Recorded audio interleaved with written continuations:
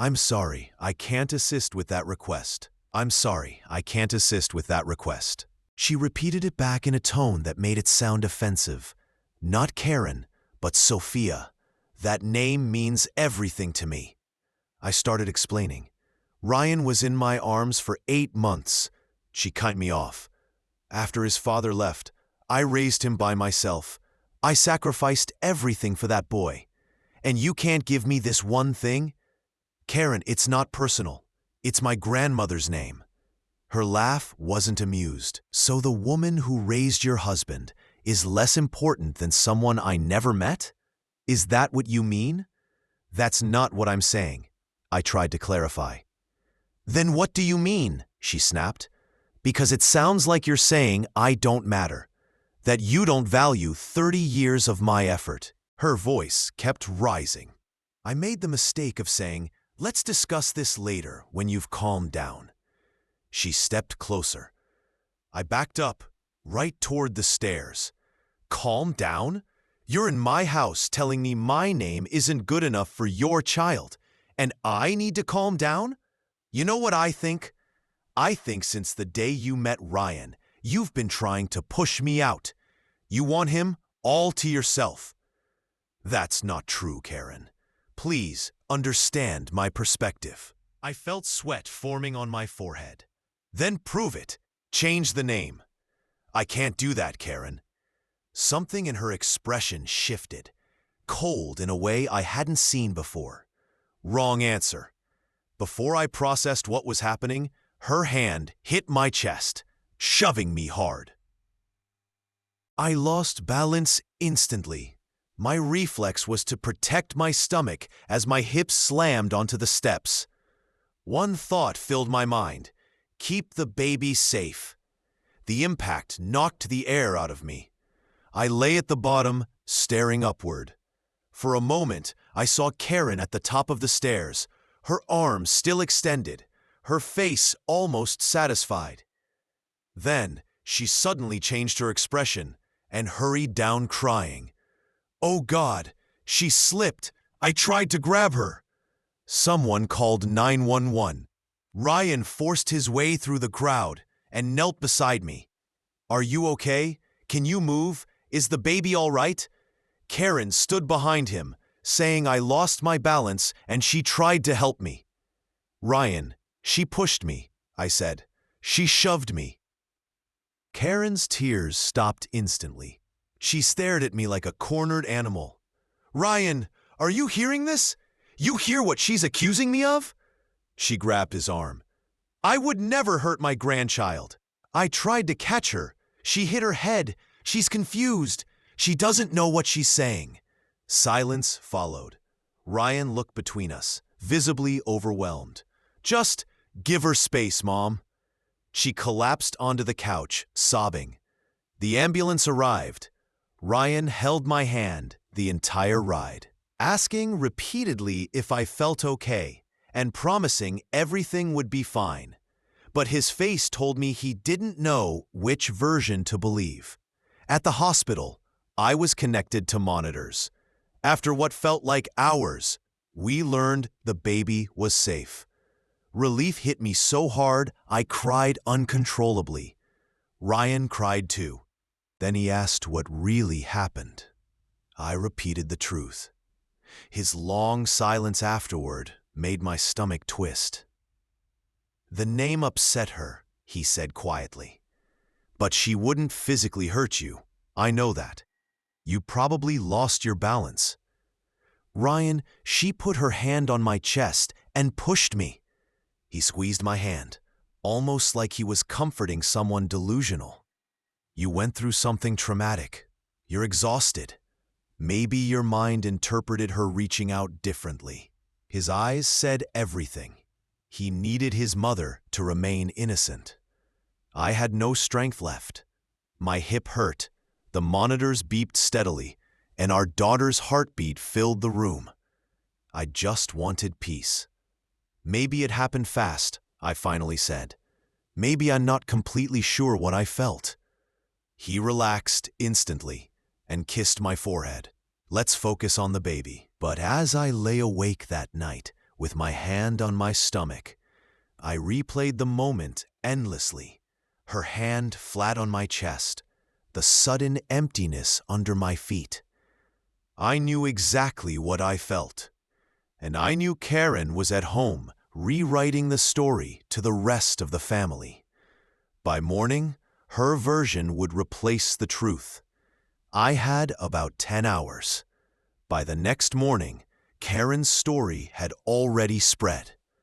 I woke up to 15 texts from relatives I barely knew. One aunt hoped I was recovering after my fall. A cousin hoped I was getting help for my emotional struggles. Another said Karen had called her at midnight, crying about how worried she was for me and the baby. No one was concerned that she had pushed me. They were concerned about me. I needed to hear exactly what she told them. I called Ryan's aunt. "She's just so worried about you, honey," she said. "That poor woman cried on the phone and said she doesn't know what she did wrong." Then she added, "She said you've been hormonal and unpredictable throughout the pregnancy, that Ryan has been dealing with your mood swings for months, and she's only tried to help him. And then to be accused of something awful in her own home?" She clicked her tongue. "Sweetheart, she's just concerned. She even asked me if you're stable enough to be a mother. She's not trying to be mean. For that baby, she claims she is genuinely afraid." I could barely feel my hands as she kept insisting she was worried about my child. "She's just concerned," people said. "We all are. Asking for help isn't weakness." After ending the call, I immediately contacted my sister Olivia and told her everything nonstop. When I finally finished, she responded sharply. "Listen, Emma, if you don't make Ryan see what's happening before the baby arrives, you'll be co-parenting with that woman for the next 18 years. Save every message and write down every conversation. This won't stop here." How much worse could it get? I wondered, without realizing the answer would come quickly. That evening, I was ready when Ryan walked in. "We need to talk about what your mother is telling everyone." He sighed and set down his keys. "I talked to her earlier. This whole situation is really hurting her." My jaw dropped. "She's hurt? She's telling your entire family I'm unstable. She told your aunt she thinks I'm unfit to be a mother." "She didn't say that. She's just worried about the stress you've been under." "What exactly did she tell you?" His expression softened as he sat across from me. He was starting to believe her. "She opened up about her childhood," he explained. "When she was 6, her mother left her with only a note and never came back. She grew up feeling ignored and unimportant. After having me, she finally felt like she mattered." His eyes were full of sympathy. I could already see where this was going. He took my hand and said, "Naming the baby Karen would make her feel remembered. She said that since we got engaged, you've been pushing her out and disrespecting her role." "Did she mention the push?" I asked. He shook his head. "She said she'd never hurt you, that when you started to fall, she tried to reach for you. She said she can't understand how anyone believes she'd harm her own grandchild." I pulled my hand away. She hadn't mentioned what she actually did. She simply cried about her past. "You believe her?" I said quietly. "I think she had a hard upbringing, loves her son, and reacted badly to the name situation.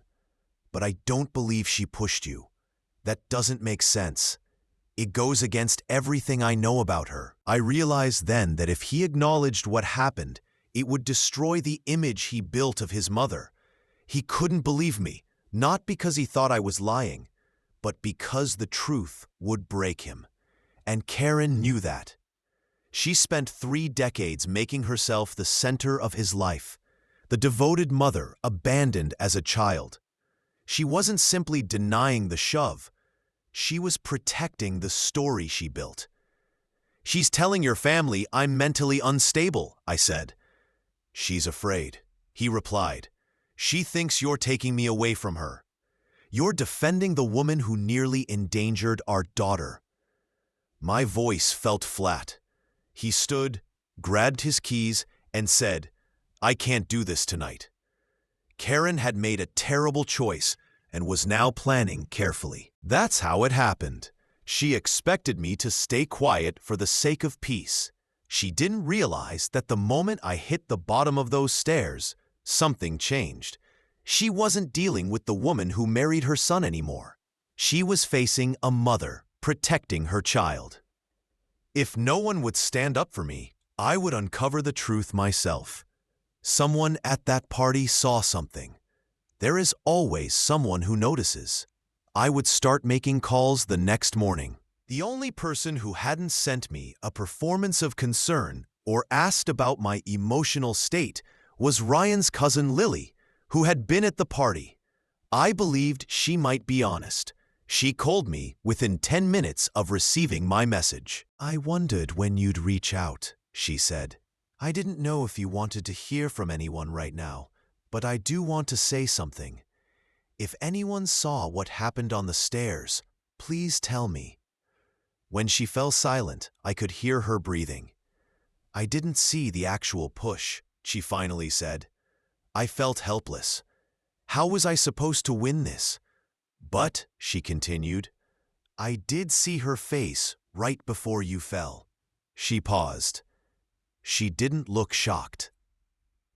She looked satisfied, like something she wanted had just happened. The expression disappeared when she ran down crying. Relief washed over me. I wasn't imagining it. "Would you tell Ryan that?" I asked. She gave a bitter laugh. "He won't believe me. They never do." "What do you mean?" "When I was 16, during a family cookout, Karen told everyone I stole $200 from her purse. She cried, shook, screamed, acted devastated that her own niece would betray her." Lily's voice tightened. "My parents believed her. They made me get a job to pay back money I never took and grounded me all summer. And to this day, I think she still believes her own story. If she lied about Lily at 16, lying about me now would mean nothing to her. When she decides something happened, it becomes real to her," Lily said. "Reality doesn't matter. The idea that someone like that was my mother-in-law and my future daughter's grandmother made me feel sick. When Ryan came home, I showed him everything. Lily's message about Karen's expression, the money incident, and her warning about Karen's behavior changed something in Ryan's face. He read it twice, and instead of defending his mother or offering explanations, he looked shaken. He stared at his phone as though he was seeing his mother differently for the first time. I wanted to feel relieved, but instead I felt afraid. If Lily was right about the pattern, this situation wasn't going to end with Karen simply crying to relatives. It was likely going to escalate. 3 days later, my phone rang, and Karen's name appeared. I still don't know why I answered. Maybe I thought she might finally apologize, or maybe I didn't want to give her another reason to call me difficult. "I know you've been talking to Lily," she said, dropping the polite tone entirely. I clenched my jaw. "I know you're trying to turn my own family against me." "I'm just trying to make people understand what actually happened." She laughed. "The truth is, you fell down the stairs and decided to blame me because you've never liked me. You want to take my son from me, and I won't let that happen." Then she added, "I know the signs of postpartum depression, Emma. And I know exactly what CPS looks for when someone reports an unstable new mother." Her voice shifted, flat and cold. I froze. "Are you threatening me?" "I'm warning you," she said. "If you keep digging, keep asking questions, I'll call every agency there is. Keep trying to turn people against me, and I'll make sure you're never alone with that baby. I'll talk to every doctor, every nurse. I'll make sure everyone knows about your unpredictable and concerning behavior." She continued, "Ryan already told me about your mood swings, the crying, the worrying. Who do you think he'll believe? His mother of 30 years? Or the woman accusing her of trying to hurt her grandchild? My hands were shaking, but I answered, Karen, if you ever threaten me or my daughter again, I will make sure Ryan hears every word you just said. She had openly said it, mentioning CPS and taking my baby, but she did it over the phone, knowing I couldn't prove anything. No witnesses, no recording, just her word against mine, as always. And if she had already mentioned CPS, she had probably already started preparing. She hung up, and the house went silent. 3 weeks passed with nothing. No calls, no texts, no surprise visits disguised as concern. The quiet should have been comforting, but it only made things worse. The question wasn't if Karen planned to interfere, but how far ahead she already was. That thought unsettled me. Every small noise in the house made me tense. I tried to focus on preparing for the baby, washing tiny clothes, folding them into the dresser we had painted pink, setting up the crib, and hanging the mobile with stars and moons that played a soft tune. Still, whenever a car slowed outside, I found myself looking out the window.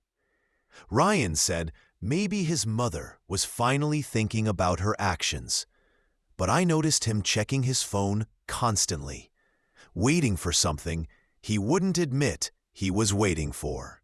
My sister Olivia arranged my baby shower and made sure only my side of the family attended. She noticed me watching the door and squeezed my hand, saying it would all be okay. I tried to smile, but it didn't come naturally. Deep down, I knew it wasn't over. The entire time, I kept expecting Karen to walk in with her calm smile, the kind she wore before causing problems. 4 weeks later, at my OB appointment, something felt different from the moment I arrived. The receptionist, who normally greeted me kindly, barely looked up. She checked me in and told me to wait without meeting my eyes. I sat there, hand on my stomach, trying to understand what had changed. Maybe she was having a bad day, I thought. But Karen wasn't the type to let things go. She didn't forget. She waited. By the time they called my name, my stomach was tight, and it wasn't because of the baby. The appointment went smoothly. The baby was healthy, and the heartbeat was strong. But I saw a nurse glance at me from behind the desk, then quickly look away when I noticed. Maybe I was overthinking, but something felt off. I still had 3 or 4 weeks until my due date. When the appointment ended, my doctor asked if she could speak with me privately. She closed the door, sat across from me, and gave me a cautious look. I need to tell you something, she said gently, and I want you to stay calm. My entire body went numb. For the past 3 weeks, the clinic had received multiple calls from someone pretending to be a concerned relative. They kept asking about my mental health, whether I had shown any signs of instability or paranoia during the pregnancy, and if I had ever experienced psychiatric issues. Is something wrong with the baby? I asked. No, my doctor replied. The baby is healthy. This is about something else. She paused, carefully choosing her words before explaining that she had put a password on my file. For a moment, I couldn't breathe. What did you tell them? Nothing. We never release patient information. But I wanted you to know because the calls have been persistent and very specific. Whoever this is seems to be trying to build some type of case. I didn't need to guess. I already knew.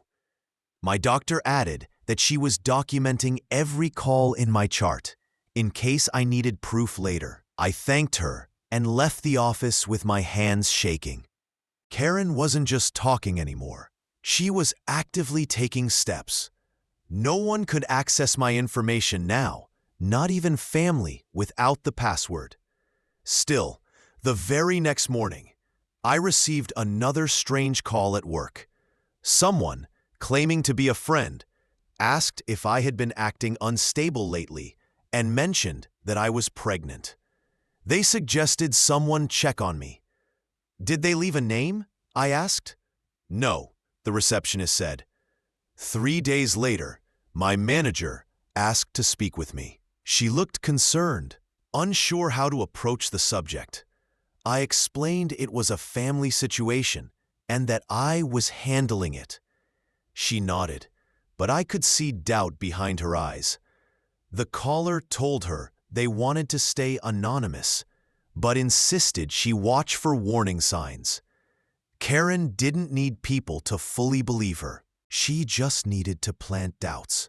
Small questions, little concerns, so that later, if anything was investigated, there would be a trail of people who had supposedly expressed worry about my mental state. I called Olivia on my drive home and told her everything. She had already been doing her own research. She also reached out to Ryan's aunt, who asked about my fall, and discovered Karen had been calling her weekly, crying, claiming I was having psychotic episodes and that she feared for her grandchild. I pulled the car over because I couldn't process it while driving. Karen wasn't simply trying to damage my reputation. She was gathering people, lining up witnesses for whatever she was planning next. According to the aunt, Karen even asked if she would be willing to act as a character witness if something happened. When Ryan came home, I sat him down and explained everything. The calls to my doctor, the calls to my workplace, and what Olivia learned. As I talked, I watched his expression shift, from confusion to disbelief, and finally to a fear I had never seen on him before. "She's trying to take the baby," he said quietly. He immediately called her, putting the phone on speaker. Karen answered, sounding warm and cheerful. "Hello, honey. I've missed hearing your voice." "Mom," he said, "have you been calling Emma's doctor?" Silence. A long one. Then, "You need to be careful. You know your wife hasn't been stable. You've told me yourself how emotional and paranoid she's been." Ryan ended the call. He stared at his phone, pale. That's when I realized how she had twisted everything. Ryan had vented to her about normal pregnancy stress, me being tired, emotional, or anxious. She took every bit of it and turned it into ammunition. Later that night, Ryan brought in the mail and handed me an envelope from his mother. Inside was a single sheet of paper written in neat blue ink. She had turned those conversations into accusations. But worse than the message itself was the silence that followed.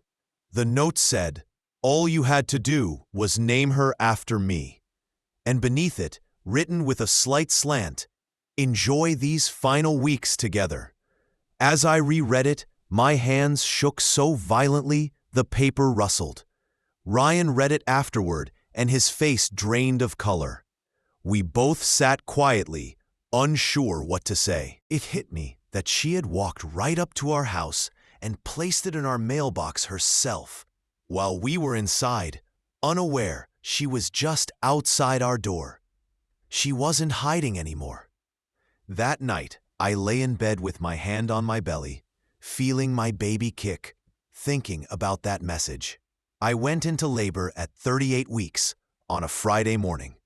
My water broke in the kitchen while I was making breakfast. I froze, staring at the puddle on the floor. This was it.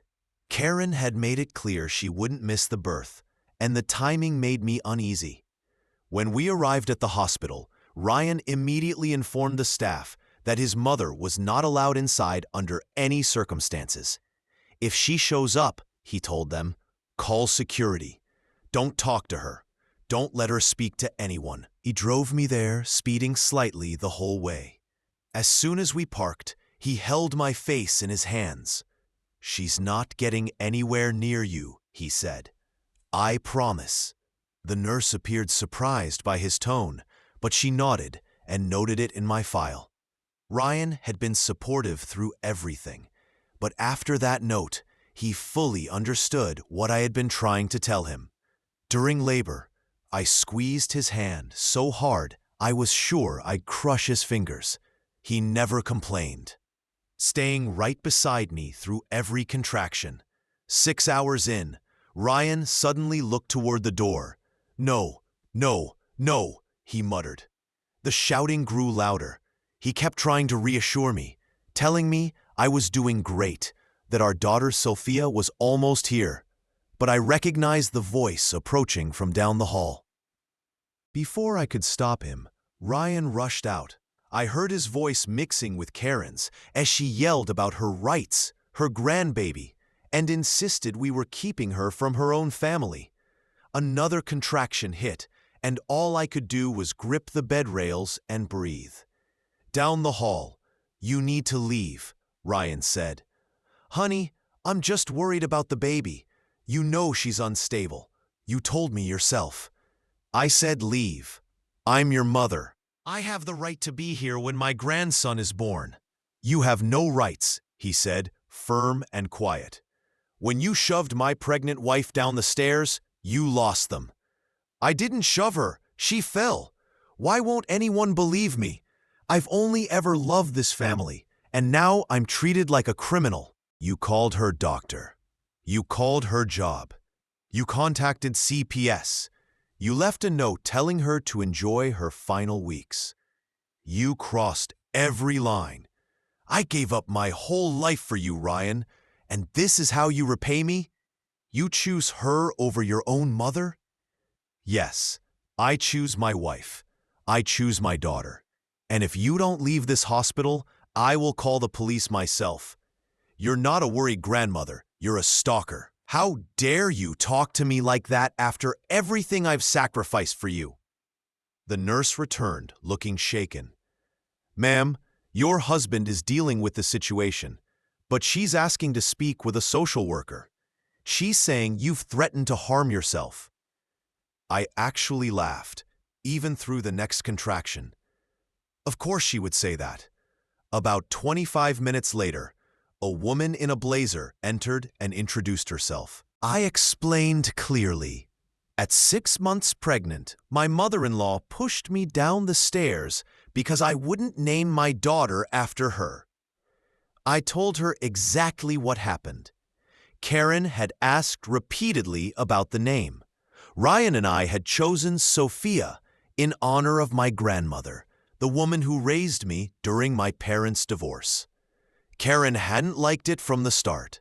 She kept asking what we planned to name the baby. When I said, "We decided on Sophia," she repeated it back like it offended her. "Not Karen, but Sophia? After everything I've done for this family?" I told her it wasn't personal, but she insisted it was. She spoke about raising Ryan alone after his father left, about everything she had sacrificed, and claimed I was disrespecting her by not naming the baby after her. Her tone grew louder and more heated. I suggested we talk later when she had calmed down. She moved closer. I stepped back and realized too late that the stairs were behind me. "Calm down," she said. "You're in my house telling me my name isn't good enough for your baby, and I need to calm down?" She accused me of trying to remove her from Ryan's life, of wanting him all to myself. I tried to explain, but she wouldn't listen. Then she said, "Prove it. Change the name." "I can't do that," I told her. Her expression hardened in a way I had never seen. Wrong answer. Before I could react, she shoved me. Her hand hit my chest, and I lost my balance. I reached for something. Anything, but there was nothing to grab. My mind could only scream one thing.